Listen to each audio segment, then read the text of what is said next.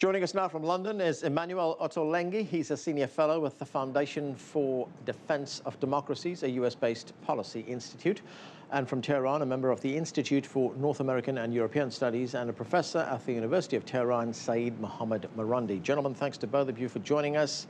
Dr. Marandi, let me start with you. We've had a week of talks in Vienna, both sides now saying that fundamental differences still remain.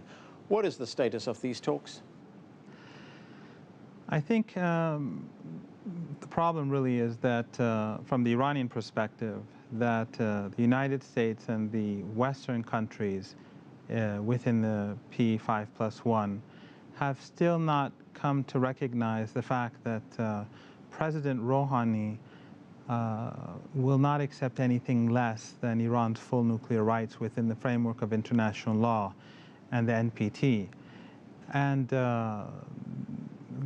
for them to expect him to capitulate and to give up key segments of Iran's peaceful program and to limit its enrichment of uranium to a few hundred or a couple of thousand centrifuges is not something that the Iranians will accept, especially for any long-term deal. The Iranian government have shown a deal of flexibility over the to show goodwill and to create trust at the negotiating table. But the feeling here is that the Americans still don't have the will to accept the reality on the ground, as President Rouhani said. Then I think a final deal will be achievable. Dr. Ottolenghi, is the problem here, as Dr. Marandi points out, the fact that the P5+1 essentially telling Tehran you do not have the inherent right to enrich uranium, despite the fact that you are a signatory to the Nuclear Non-Proliferation Treaty? Well, the P5+1 and indeed the international community as a whole, given that the demand is backed by 6 Security Council resolutions voted all but one unanimously, is that Iran complies with its obligations under international law to have a nuclear program that is entirely and exclusively devoted to peaceful means. Over the years, the International Atomic Energy Agency has raised a number of difficult and probing questions about possible military dimensions to the nuclear program. These questions have not been addressed fully by the Iranian regime. And unless and until full clarity has been had on these possible military dimensions, and aspects of the program are dealt with which make absolutely no sense in the framework of a civil, peaceful nuclear program, I'm afraid that it is for Iran to make the effort and show the will. There is no daylight between the 6 members of the P5+1 on this issue. Is not just the United States or the EU 3 members, Germany, France, and Great Britain. On the issue, the Russian and Chinese position is no different from the other 4 members on this very critical element, which needs to be addressed if a deal is to be had by July 20th, or indeed after that. Okay, let me get some clarity of this. Under international law, is Iran allowed to enrich uranium for peaceful purposes? Under international law, any signatory to the NPT or any country is allowed to have a nuclear program on condition that this program is only for peaceful means. Most countries that have nuclear programs in the world have not sought to build a full nuclear cycle that includes enrichment, because they can be supplied fuel from the nuclear suppliers group. So there is no need to have an enrichment program in order to have a peaceful nuclear program that produces electricity. All right, let me get Dr. Marandi's response to what you've been saying. Dr. Marandi? Well, I think he knows the answer already. First of all, the Iranians, when they did seek fuel in the past, they were refused fuel.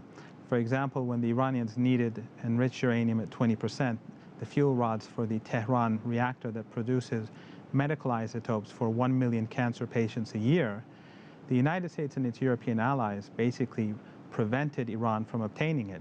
So obviously the Iranians felt that in order to protect its citizens and the lives of people who are on the verge of death, they had to produce enriched uranium at 20% themselves. So basically, by preventing Iran from accessing nuclear fuel, the United States forced Iran to go to 20%.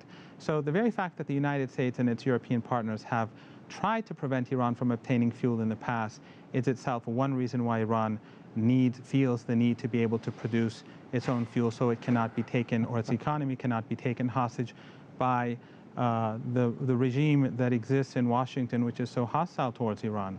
The second point that I'd like to raise is about the phrase international community. Without a doubt, the international community has always sided with Iran. The non-aligned movement, which alone consists of 3/5 of the countries of the world, has from the very beginning, in every single declaration, and their declarations are online, they fully supported Iran's position. So that is an inaccurate statement. And thirdly, I think it's quite clear for everyone that the Russian and Chinese positions are very different from that of the United States, and it is increasingly so. So the IAEA, which has been under the United States, the pressure from the United States, as the previous head of the organization has said in his memoirs, and as the WikiLeaks have revealed about the current head of the IAEA, the body has been political. But despite that, there has never been any evidence whatsoever to show that Iran's nuclear program has been anything but peaceful. The nuclear program actually began before the revolution. Many billions of dollars were invested in it. And after the revolution, when Western countries and governments and companies pulled out, the Iranians felt that this is an investment that they have to continue with. It's a sovereign right, and they continue to pursue it, and they will continue to pursue it. Dr. Ottolenghi, what do you make of the point that the P5+1 does not speak with one voice right now, that Russia and China may be shifting away from that very hard position on what Iran has to do? Well, that's wishful thinking. The Russians and the Chinese position remains similar to the position of the other four. There may be differences on how you're going to scale down and phase out sanctions, the speed and the sequence of that. But there is no disagreement on the need for Iran to come clean on its nuclear activities. The troublesome elements of its nuclear activities were documented by the predecessor to the current Director General of the IAEA, who was certainly much friendlier to Iranian positions than the current IAEA posture seems to be. And to question the IAEA, frankly, as the guarantor of the Non-Proliferation Treaty is not an attempt to call for fairness, and it's an attempt to undermine the very foundations on the international order. The problem that Mr. Marandi points out also is really a pretext, because the truth is that, A, the international community did not prevent Iran from accessing fuel for its research reactor, but it wanted to do it in a way that would provide guarantee that Iran would not accumulate enough fuel that could be then diverted to nuclear weapons. And as for the ability of Iran to procure fuel, again, Mr. Marandi says that because nations in the world do not wish to sell and supply uranium to Iran, Iran needs to enrich it itself. It doesn't really tell why those nations that do not want to supply uranium would supply yellowcake. Iran does not have enough supplies of its own in its own mines to sustain an industrial-sized nuclear program. It will have to procure that fuel from somewhere. So the point is not really about fuel and whether that fuel would be supplied. The point is the transparency and credibility of the claim that Iran is pursuing a nuclear program for civilian needs. Iran has invested, as Mr. Marandi said, billions of dollars over 3 decades and counting on a nuclear program that has yet to produce 1 single watt of electricity. The Iranian people should legitimately ask why so many state resources have been invested in a program that has been run to a large extent in a clandestine fashion, when transparency and a lot less money would have delivered the kind of electricity and medical research which the regime claims it's always pursuing. Okay, that is a question I want to put to Mr. Marandi, but we have to take a break right now. We'll continue our conversation right after that. Stay with us. You're watching The Heat.